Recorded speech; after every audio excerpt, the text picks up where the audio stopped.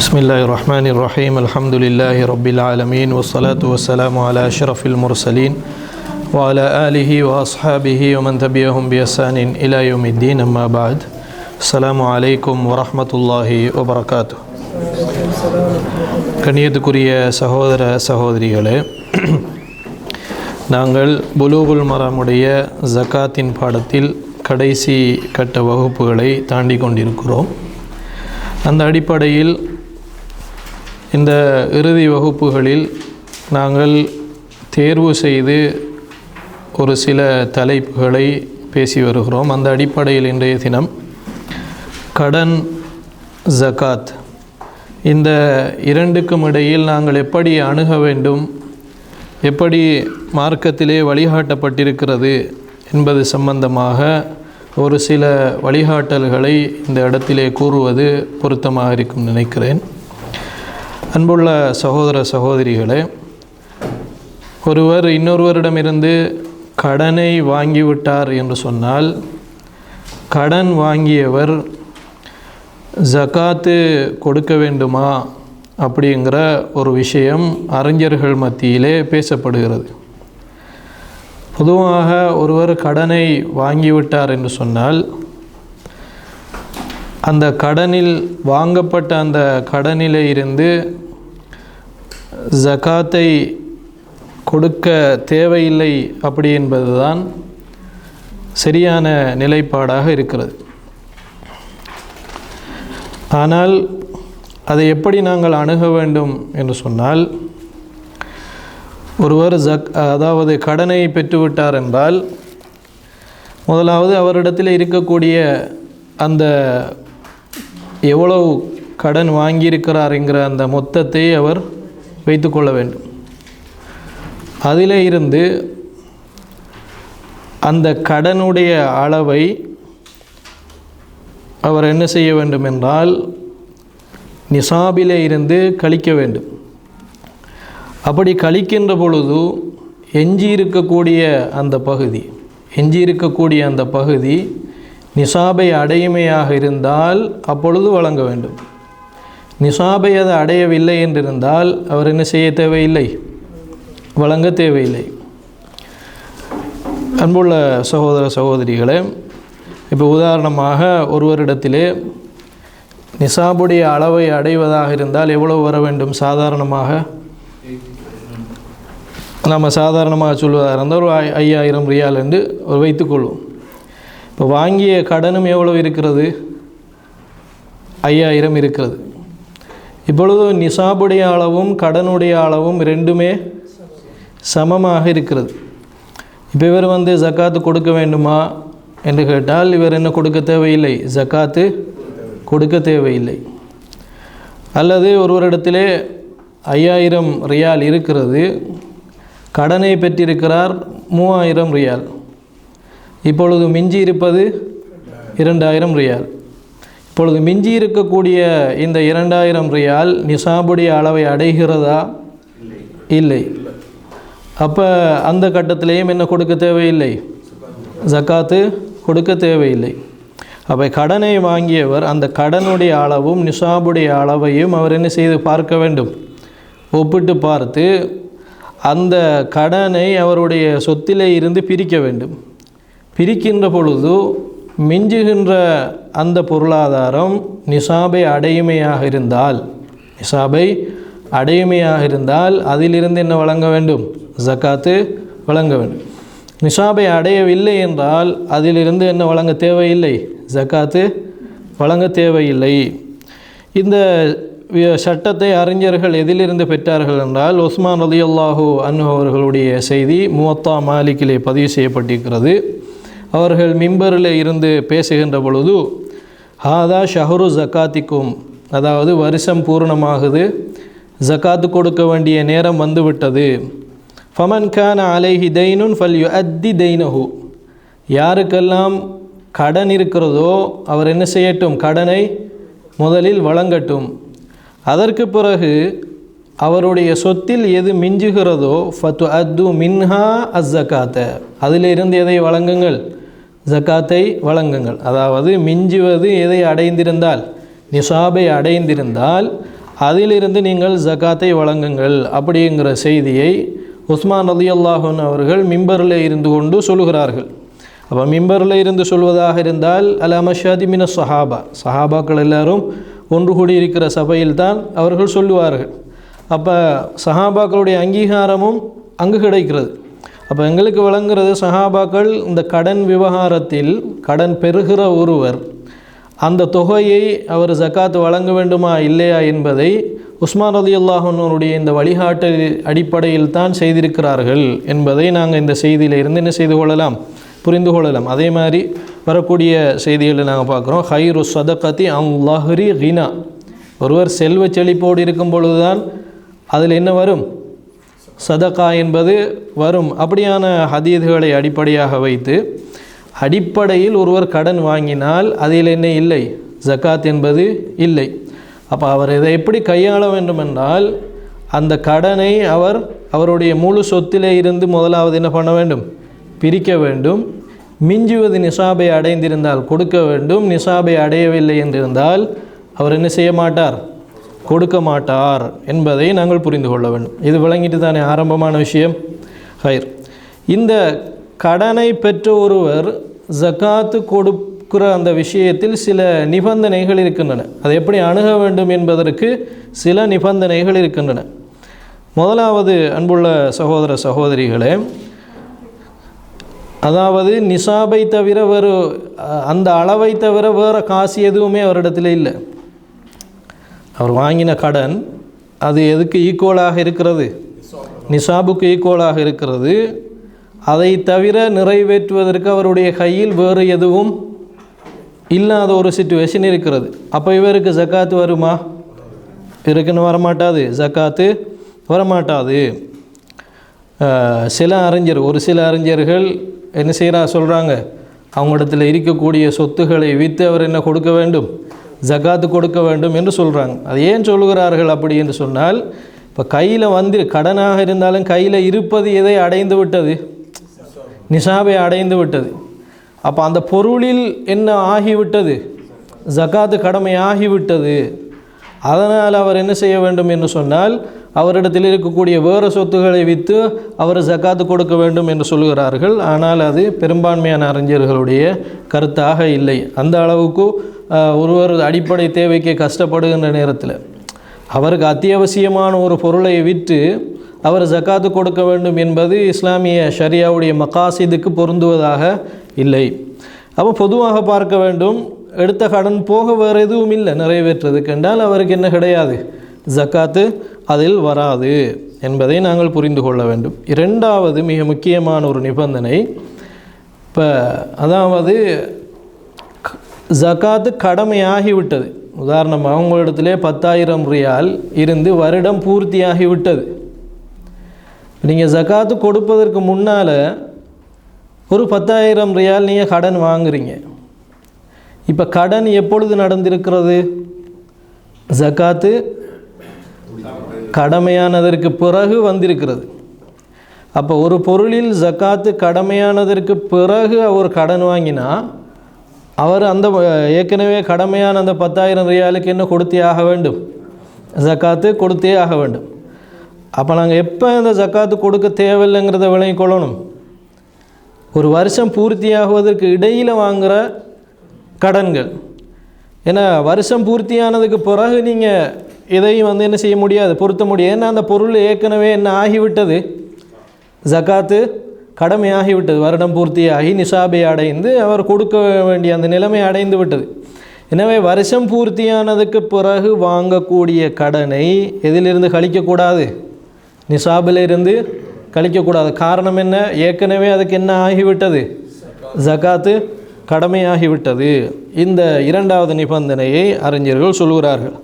மூன்றாவது நிபந்தனை என்ன, அது நாங்கள் ஏற்கனவே சொன்னது தான். உதாரணமாக ஒருவரிடத்தில் 100 ஆடுகள் இருக்கின்றன. ஒரு இடத்தில் எத்தனை ஆடுகள் இருக்கின்றன, 100 ஆடுகள் இருக்கின்றன. இப்போ அவரிடத்தில் இருக்கக்கூடிய 60 ஆடுகளுக்கு ஈக்குவலாக அவருக்கு என்ன இருக்கிறது, கடன் இருக்கிறது. இப்போ மிச்சம் எத்தனை ஆடுகள் இருக்கின்றன, 40 ஆடுகளுக்கு. இப்போ அந்த 40 ஆடுகளுக்கு ஜக்காத்து கொடுக்கணுமா இல்லையா, 40 ஆடுகளுக்கு என்ன கொடுக்க வேண்டும், ஜக்காத்து கொடுக்க வேண்டும். அப்போ இது 3 நிபந்தனைகளை நாங்கள் இதில் கவனத்தில் கொள்ள வேண்டும். ஹைர், இது முதலாவது விஷயம். இந்த கடன்ங்கிறத நிசாபில் இருந்து கழிக்கணும் அப்படின்னு நாங்கள் சொன்னோம் தானே. இந்த விஷயம் எதுக்கு பொருந்தும் என்றால், உடனடி கடன் அத்தைனுல் ஹால் என்று சொல்லுவார்கள். இப்போ உங்களுக்கு நேரம் ஆகிட்டு அந்த கடனை கொடுக்க வேண்டிய ஒரு காலம், அந்த டேட் வந்துட்டு, இந்த கடனுக்கு என்ன சொல்லுவாங்க? அத்தைனுல் ஹால், உடனடியாக கொடுக்க வேண்டிய கடன். அப்போ உடனடியாக கொடுக்க வேண்டிய கடனைங்கிற அந்த சிச்சுவேஷனில் கடனை கொடுத்தவர் தாலிப், அவர் வேண்டிக் கொண்டிருக்கிறார், உடனே காசு என்ன தாருங்கள் என்று வேண்டிக் கொண்டிருக்கிறார். அப்போ அப்படியான சந்தர்ப்பத்தில் தான் நாங்கள் நிசாபோட அளவிலிருந்து எதை கழிக்க வேண்டியிருக்கு, கடன்லேருந்து எதை கழிக்க வேண்டியிருக்கு, நிசாபை கழிக்க வேண்டியிருக்கு. விளங்கிட்டா? இது எந்த கடனில்? உடனடி கடனில். என்ன காரணம்? அது உடனடியாக கொடுக்க வேண்டிய ஒரு சிச்சுவேஷன் இருக்குது. அந்த காசில் கடன் வாங்கியவருக்கு எந்த அதிகாரமும் அவடத்தை இல்லை. அப்போ அதிகாரம் இல்லாத நேரத்தில் அவருக்கு அதிலிருந்து என்னத்தை கொடுங்க, ஜக்காத்தை கொடுங்கன்னு ஷரியா என்ன செய்ய மாட்டாது, சொல்ல மாட்டாது. விளங்குது நான் என்ன சொல்கிறேன்னு? அப்போ உடனடி கடனோட விஷயத்தில் தான் டிடக்ஷன் வரும், ஹசும்.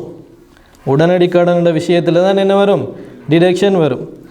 அப்போ இன்னொரு வகையான கடன் இருக்குது. அது என்ன கடன்? அத்தைனுல் முஅஜ்ஜல், தவணை. அது 2 வருஷத்துக்கு பிறகு தான் கொடுக்க வேண்டியதாக இருக்கும். அப்படியான கடனாக இருந்தால் நாம் என்ன பண்ணுறதில்லை, அதிலிருந்து கழிக்கக்கூடாது. இப்போ உதாரணமாக நீங்கள் ஒரு 20,000 ரியால் கடன் வாங்கிட்டீங்க. ஆனால் அதனுடைய தவணை எப்போ தான் வருது? 2 வருஷத்துக்கு பிறகு தான் வருது. அப்போ நீங்கள் 20,000 கடன் ஆகிருக்கின்றோட்டு அதை டிடக்ஷன் பண்ணலாமா? ஏன்? நீங்கள் அதில் தாராளமாக செலவழிக்கிறீங்க. உங்களோட காசை போலேயே நீங்கள் அதை என்ன செய்கிறீங்க, பாவிக்கிறீங்க. கடன் தந்தவர் உங்களுக்கு எந்த ஒரு வற்புறுத்தலையும் அழுத்தத்தையும் அவர் என்ன பண்ணலை, தரலை. ஆனால் தைனுல் ஹாலில் நிலைமை வேறையா இல்லையா? உடனடி கடனில் நிலைமை வேறு. ஆனால் தாமதமாக கொடுக்குற கடனை பொறுத்த வரைக்கும் அதில் என்ன வரமாட்டாது, ஹசும் வரமாட்டாது. அப்போ அவர் எப்படி ஜக்காத்து கொடுக்க வேண்டும்? வாங்கின கடனாக இருந்தாலும் அவர் எவ்வளோ வாங்கினாரோ அதுக்கு என்ன கொடுக்கணும், ஜக்காத்து கொடுக்கணும். விளங்கிட்ட என்ன சொல்ல? அது வாரம் நல்ல விஷயம், வாரம். இப்போ நாங்கள் பொதுவான முதலாவது அடிப்படையே சொல்கிறோம். உதாரணமாக நீங்கள் நிசாபுடைய அளவு கடன் வாங்கிட்டீங்க, 1.5 வருஷத்துக்கு பிறகு தான் நீங்கள் அதை என்ன பண்ண வேண்டியிருக்கு, திருப்பி கொடுக்கணுமென்ற நிலைப்பாடு இருக்கு. அப்போ அந்த 1.5 வருஷத்துக்கு இடையில் 1 வருஷம் இடையில் ஓடிடுமா இல்லையா? அப்போ இடையில் ஓடினால் அந்த நீங்கள் வாங்கின அந்த காசுக்கு ஹால அலைஹல் ஹவுலு, 1 வருஷம் என்ன பண்ணிட்டு பூர்த்தி ஆயிட்டு, அது உடனடி கடனும் அல்ல. அப்போ நீங்கள் அந்த 10,000 ரியாலுக்கும் என்ன கொடுக்க வேண்டி வரும், ஜக்காத்து கொடுக்க வேண்டி வரும். அப்போ இதில் முதலாவது இந்த பிரிவினை வழங்கிக் கொள்ள வேண்டும். முதலாவது, உடனடி கடனாக இருந்தால் டிடக்ஷன் பண்ணணும்.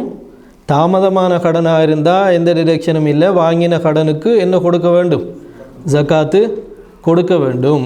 ஹைர், இது ஆரம்பமான ஒரு விஷயம். சரி, இப்போ நாங்கள் வருவோம். அதாவது அக்ஸாத், இன்ஸ்டால்மெண்ட்டில் கடன் வாங்கியிருப்பாங்க. ரசூலுல்லாஹ்வுடைய காலத்தில் இப்போ இருக்கிற மாதிரியான கடன் பெறுகின்ற முறைகள் இருக்கலை.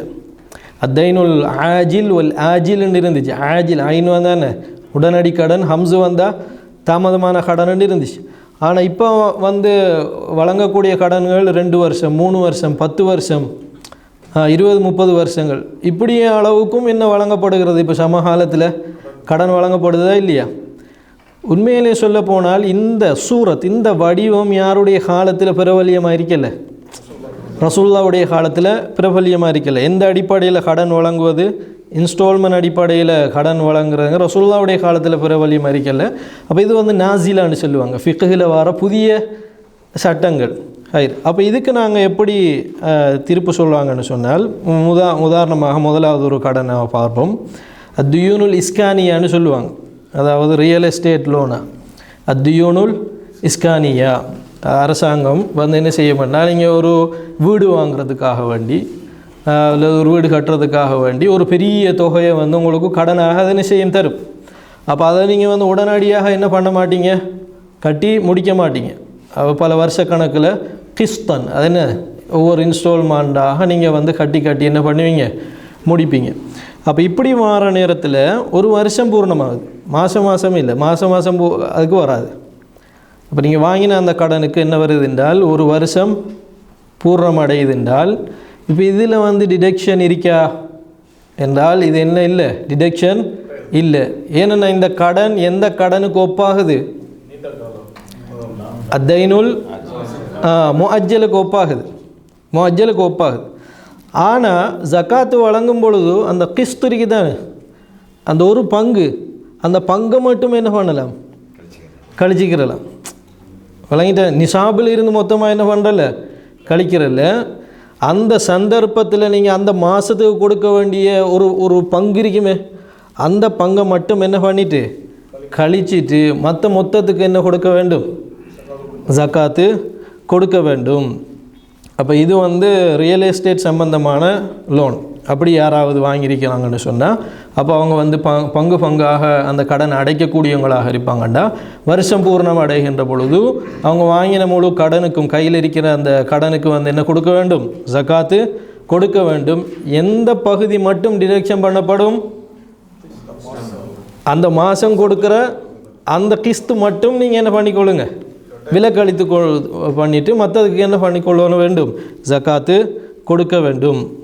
இப்படித்தான் எங்களுக்கு மத்தியில் வர கடனை நாம் எடுக்கணும்.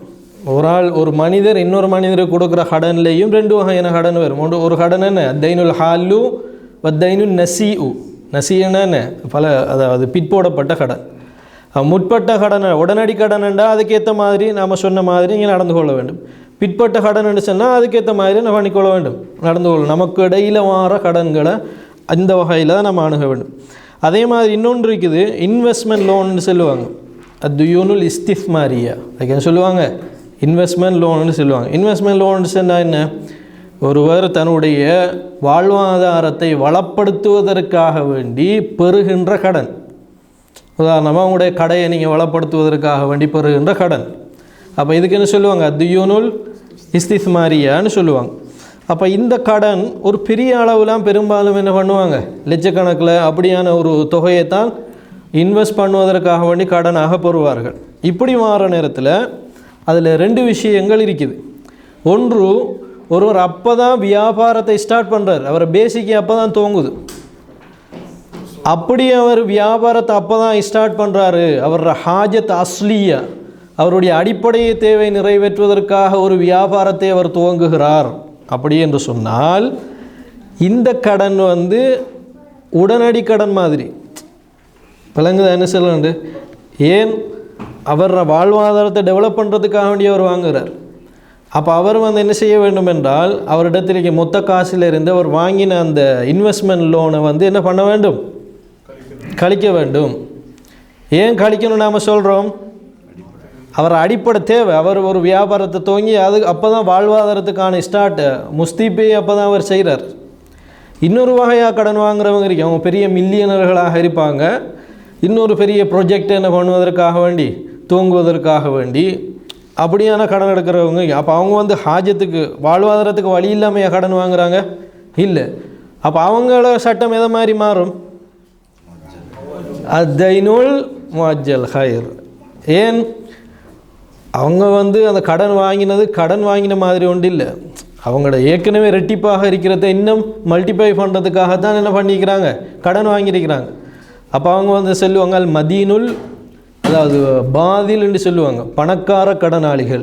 அவங்க வந்து பணக்காரர்கள், ஆனால் கடன் வாங்கியிருக்கணும். அப்படியானவங்க என்ன பண்ணுவாங்க என்றால், எந்த ஒரு டிடக்ஷனும் அவங்க என்ன பண்ண மாட்டார்கள். அவங்க வாங்கின மொத்த கடனில் இருந்து அவங்க என்ன பண்ண வேண்டும், அது நிசாபை அடைந்திருந்தால் அதற்காக ஜக்காத்தை அவர்கள் வழங்க வேண்டும். ஹைர், இது ஒரு பகுதி. அதே மாதிரி இன்னொரு வகையான இந்த நவீன கால கடன்கள் இருக்குது. உதாரணமாக ஒரு கார் வாங்குறதுக்காக வேண்டி ஏற்கனவே நம்ம சொன்ன மாதிரி கடன் இது பண்ணுவாங்க, அப்படி தானே. அப்போ அப்படியான நேரத்திலையும் நாம் ரெண்டு வகையை பிரிக்கணும். ஒன்று என்ன, தேவைக்கு வாங்குறது இருக்குது, ஆடம்பரத்துக்கு வாங்குறது இருக்குது. தேவைக்கு வாங்கினாங்கன்னு சொன்னால் வாங்கின கடன்லேருந்து இருக்கிற காசுலேருந்து நம்ம என்ன பண்ண வேண்டும், கழிக்க வேண்டும். அப்படி இல்லாமல் ஏற்கனவே ஒரு கார் இருக்கு, இன்னொரு காரை அவர் விரும்பி வாங்குறாரு அப்படின்னு சொன்னால் அவர் எவ்வளோ வாங்கினாரோ அந்த மொத்தத்தில் இருந்தவர் என்ன கொடுக்க வேண்டும், ஜக்காத்து கொடுக்க வேண்டும் என்பதை நாங்கள் புரிந்து கொள்ள வேண்டும். இது மாதிரி 1008 கடன் முறைகள் இருக்குது. சங்கத்து கடன்கள் இருக்குது. அப்படியான வழிமுறைகள் இருக்குதானே. சங்கம் சில நேரம் ஒரு கூட்டாளிமார் சேர்ந்து என்ன பண்ணுவாங்க, ஒரு சங்கமாக கொண்டு கூடுவாங்க. அவங்க வந்து ஒரு சந்தாவை அந்த சங்கத்துக்கு என்ன பண்ணிகிட்டு இருப்பாங்க, கட்டி வருவாங்க. அப்போ அவங்களுக்கு அந்த பங்காளர்களுக்கு ஒரு உரிமை இருக்குது. அவங்களுக்கு ஒரு தேவை வந்துட்டால் அந்த சங்கத்தில் சேர்ந்த பணத்தில் இருந்து என்ன எடுப்பாங்க, கடன் எடுப்பாங்க. அந்த கடனை வந்து பிற்போடப்பட்ட கடனின் அடிப்படையில் என்ன கொடுப்பாங்க, அதை வந்து நிறைவேற்றுவாங்க. அப்போ இதுக்கு என்ன சட்டம் வரும், இதில் டிடெக்ஷன் பண்ணலாமா, இதில் என்ன பண்ணக்கூடாது, டிடெக்ஷன் பண்ணக்கூடாது. அப்போ நீங்கள் எந்த கடனை எடுத்துக்கிட்டாலும் இந்த ரூலை வச்சுக்க, இந்த காயிதாவை நீங்கள் வச்சுக்கிட்டீங்கன்னு சொன்னால் எந்த பிரச்சனைக்கும் உங்களுக்கு இன்ஷா அல்லாஹ் என்ன காண முடியும், தீர்வு காணும். அது உடனடி கடனா பிற்போடப்பட்ட கடனா. பங்காக கட்டுகிற கடனாக இருந்தால் ஜகாத்து கொடுக்குற நேரத்தில் மட்டும் அந்த பங்கை மட்டும் நாங்கள் என்ன பண்ணிக்கொள்ள வேண்டும், கழிச்சு கொள்ள வேண்டும். விளங்கிட்டு தானே. இதுதான் கடனுக்குரிய அடிப்படை. இன்னொரு கடன் இருக்குது, அல்லாஹ்வுக்கு நாங்கள் செய்ய வேண்டிய கடன். ஹைர், அது என்ன கடன், அல்லாஹ்வுக்கு நாங்கள் செய்ய வேண்டிய கடன். அல்லாஹ்வுக்கு நாங்கள் கடன் கொடுக்குறோம் அப்படி இல்லையே. அல்லாஹ்வுடைய ஹக்கில் எங்களுக்கு கடமைப்பட்டிருக்கிற கடன். நேர்ச்சி வச்சிருப்பீங்க, எனக்கு இப்படி நல்ல காரியம் ஒன்று நடந்தால் நான் இத்தனை லட்சம் ரூபாய்க்கு என்ன இது பண்ணுவேன், அல்லாஹ்வுடைய இதில் வந்து சதக்கா கொடுப்பேன், நேர்ச்சி வச்சுருப்பீங்க.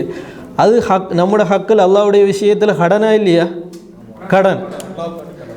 அப்போ அந்த கடனில் ஜகாத்தை முற்படுத்துவதா அந்த கடனை முற்படுத்துவதா,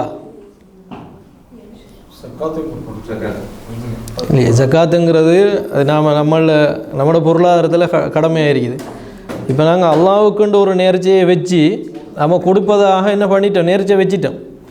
இப்போ நாங்கள் வந்து அதை ஜக்காத்து அதிலிருந்து கொடுப்பதா இல்லை அல்லாஹ்வுக்கு நாங்கள் செஞ்ச அந்த ஹக்குக்கான கடனை நிறைவேற்றுவதா என்று கேட்டால் அல்லாஹ்வுக்காக அந்த ஹக்கை தான் நம்ம நிறைவேற்றணும். அதிலிருந்து நாங்கள் என்ன கொடுக்குறல்ல, ஜக்காத்து வந்து கொடுக்குறல்ல.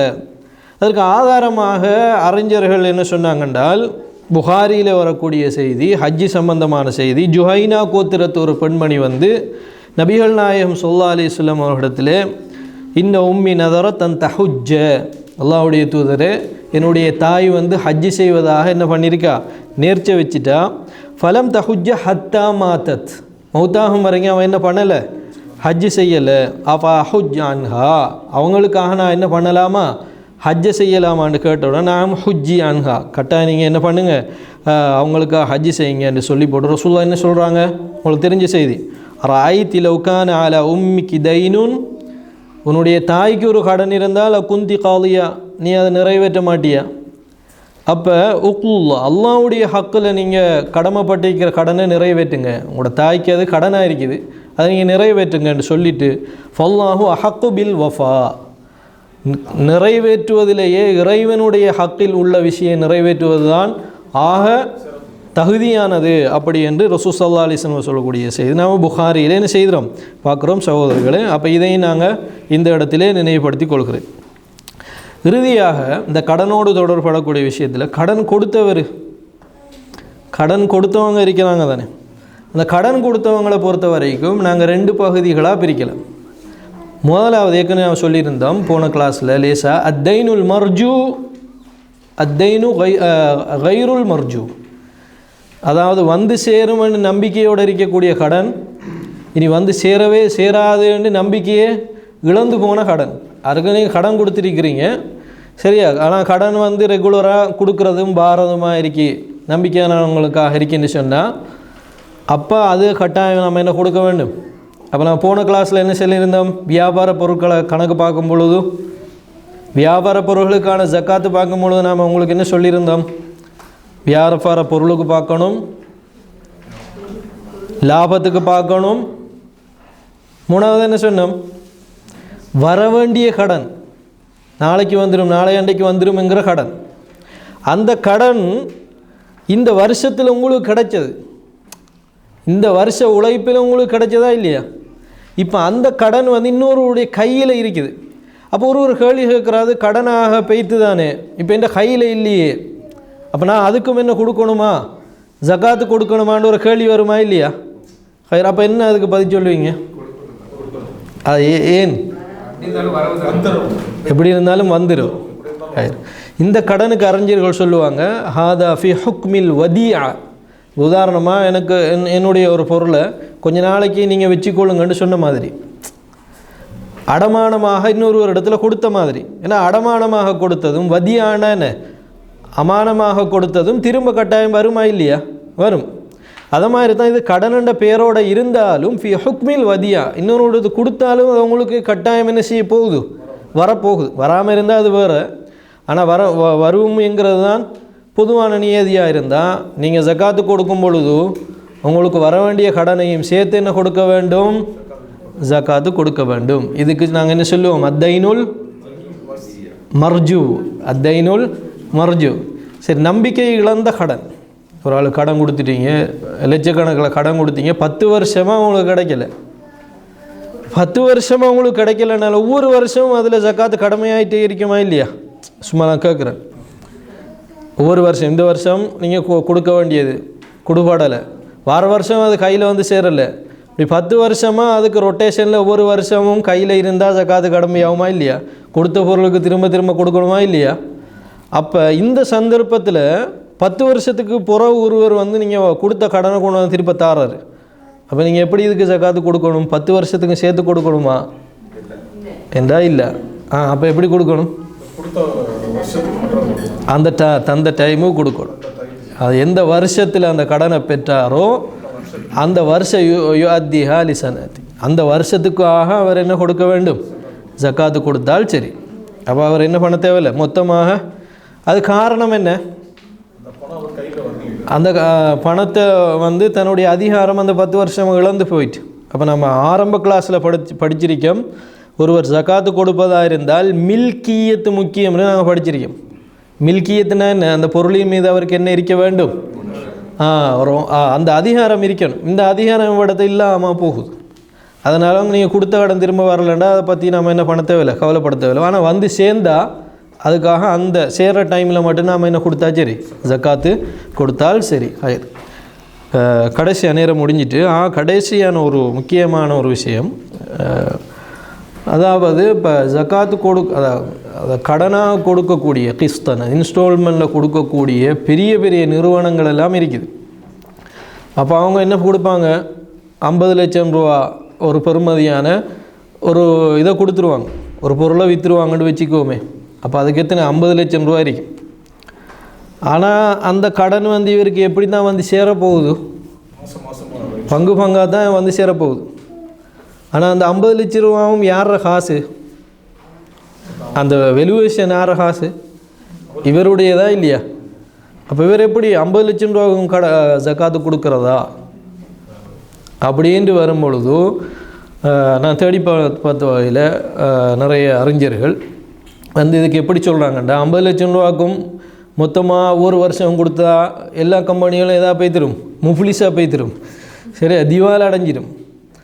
அப்போ என்னென்றால் வந்து முதலாவது வருஷம், உதாரணம் 50 லட்சம் ரூபா அப்படி சொன்னால் முதலாவது அந்த 50 லட்சம் ரூபாய்க்கு முதலாவது வருஷத்துக்கு அவர் ஜக்காத்து கொடுப்பார், சரியா? இப்போ 10 லட்சம் ரூபா வருஷம் முடிவில் வந்து சேர்ந்துடும். இப்போ அடுத்த வருஷம் ஜக்காத்து கொடுக்கும்பொழுது வந்து 10 லட்சம் ரூபா கழிச்சிடணும். கழிச்சிட்டு மீதம் எத்தனை லட்சம் ரூபா இருக்குது? 40 லட்சம் ரூபா இருக்குது. ரெண்டாவது வருஷம் அந்த கொடுத்தோன்னா அப்போ 50 லட்சம் ரூபா இப்போ எவ்வளோ கழிஞ்சிட்டு? 20 லட்சம் ரூபா கழிஞ்சிட்டு. அப்போ இவர் எவ்வளோ இதுக்கு ஜக்காத்து கொடுக்கணும்? 30 லட்சம் ரூபா கொடுக்கணும். வழங்கிட்டு அப்படியே ஒவ்வொரு வருஷமாக இவருக்கு அந்த இன்ஸ்டால்மெண்ட் வந்து சேர அவர் அதிலிருந்து மொத்தத்தில் இருந்து அவர் என்ன செஞ்சுட்டு வருவார்? வருஷத்தில் கழிச்சு வருவார். அதில் அந்த வியாபாரத்தில் லாபம் கிடைச்சா அந்த ஒவ்வொரு வருஷம் அந்த லாபத்தையும் சேர்த்துக்கணும். அஸ்லுத்தைன் உதாரணமாக 10 லட்சம், வார லாபம் 5,000 5000 சொன்னால் அப்போ இப்போ எவ்வளோ கொடுக்கணும் வேறு ஜக்காத்து? 10 லட்சத்துக்கும் 5000த்துக்கும் சேர்த்து கொடுக்கணும். அப்படி வரும். அந்த வருஷமும் கடனும் லாபமும் முடிஞ்சு அது முடிஞ்சு ஹலாஸ். அதுக்கப்புறம் நாங்கள் திரும்பி 2வது வருஷத்துக்கு வரணும். 2வது வருஷத்தில் உதாரணமாக 20 லட்சம் ரூபா வரைக்கும் என்ன சொன்னால் அந்த 20 லட்சம் ரூபாக்கும் அந்த வருஷத்தில் வர லாபத்தையும் சேர்த்து நீங்கள் என்ன கொடுக்கணும்? ஜக்காத்து கொடுக்கணும். அப்போ இவ்விடத்துல வந்து ஜக்காத்து கொடுக்கப்படுறாக்களுக்கும் பிரச்சனை இல்லை, கொடுக்குறாக்களுக்கும் என்ன வரமாட்டா, நஷ்டம் வரமாட்டா அப்படிங்கிறதை அறிஞர்கள் என்ன செய்திருக்கிறாங்க, சொல்லியிருக்கிறாங்க. இதுதான் ஜக்காத்து சம்பந்தமான பொதுவான விதி. இந்த ஜக்காத்தில் இந்த கடன் சம்பந்தமான பிரச்சனையில் நிறைய என்ன இருக்குது, தஃசீலாத்துகள், அதிகமான விளக்கங்கள் இருக்குது. ஆனால் தொகுத்த வகையில் அறிஞர்கள் இந்த கேட்டகரிக்குள்ளான என்ன சொல்லிக்கிறாங்க, இந்த கடன் விவகாரத்தை அணுகுவதாக சொல்லிக்கிறாங்க. அப்போ நாங்கள் சுருக்கமாக சொல்லி முடிப்பதாக இருந்தால் முதலாவது விதி என்ன, கடனை வாங்கிட்டார் ஒருவர், மாஷா அல்லாஹ், அதுக்கு நாங்கள் என்ன சொல்கிறோம், அத்தைனுல் அல்ஹால்.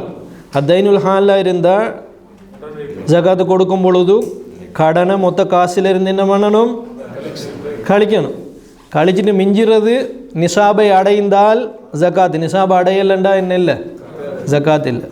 சரி, என்னென்ன நிபந்தனை இதுக்கு நாங்கள் சொன்னோம்,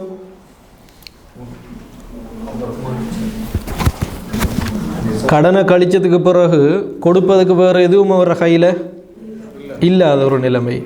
அதே மாதிரி ரெண்டாவது நிபந்தனை என்ன, ஜக்காத்து கடமையாகிறதுக்கு முதல் கடன் வாங்கியிருந்தால் தான் டிடக்ஷன் வரும்.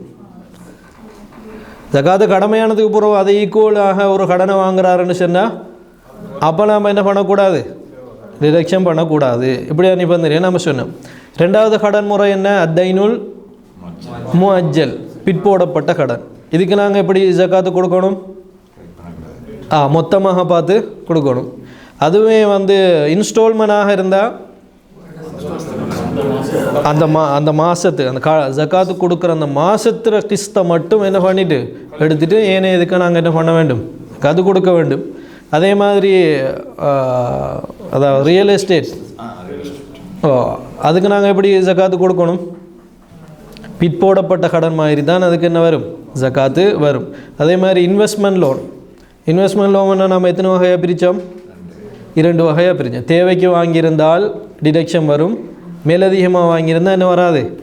இதுதான் பொதுவான நிபந்தனை. எத்தனை நீங்கள் 1000 நவீன பிரச்சனைகள் எடுத்தாலும் அறிஞர்கள் சொல்லக்கூடிய பொது விதி இதுதான். இதை வச்சு நீங்கள் என்ன பண்ணலாம், இதுக்கு ஜக்காத் எப்படி வருங்கிறத அடையாளப்படுத்தி கொள்ளலாம். அதே நேரத்தில் அல்லாஹ்வுடைய ஹக்கில் வர வேண்டிய ஜக்காத்தை நம்ம கொடுக்க வேண்டியதை என்ன பண்ணணும், நேர்ச்சையாக இருந்தால், அப்படியான விஷயங்களாக இருந்தால் அதை முற்படுத்தணும். அதில் என்ன வரமாட்டா, ஜக்காத் என்பது வராது. அதே மாதிரி கடன் கொடுத்தவர் எத்தனை வகைப்படுவார், கடன் கொடுத்தவர் எத்தனை வகைப்படுவார், 2 வகைப்படுவார். முதலாவது அத்தைனுல் மர்ஜூ, வந்து சேர நம்பிக்கை உள்ள கடன். ரெண்டாவது என்ன, நம்பிக்கை இழந்த கடன். நம்பிக்கை உள்ள கடனாக இருந்தால் அவர் இருக்கிற காசோடு சேர்த்து வர வேண்டிய கடனுக்கும் சேர்த்து என்ன கொடுப்பாரு, ஜக்காத்து கொடுப்பாரு. வராத கடனாக இருந்தால் எப்போ அது வருதோ, வரவே இல்லைண்டா அதுக்கு என்ன கிடையாது, ஜக்காத்தே கிடையாது. அப்படிங்கிறத நாங்கள் புரிந்து கொள்ள வேண்டும். கடைசியாகவும் ஒரு சட்டம் நாங்கள் சொன்னோம், அப்படி தானே, பெரிய பெரிய நிறுவனங்கள் கொடுக்கக்கூடிய அந்த வியாபார நோக்கிலான அந்த விஷயங்களுக்கு வந்து மொத்தமாக என்ன கொடுக்க தேவையில்லை, அந்தந்த வருஷத்துலேருந்து நாங்கள் என்ன பண்ணி கொண்டு வர வேண்டும், கழித்து கொண்டு வர வேண்டும். அப்படிங்கிற ஜக்காத்துடைய சுருக்கமான சட்டத்தை இந்த இடத்துல நாங்கள் பார்த்துருக்குறோம். வாஹுதா.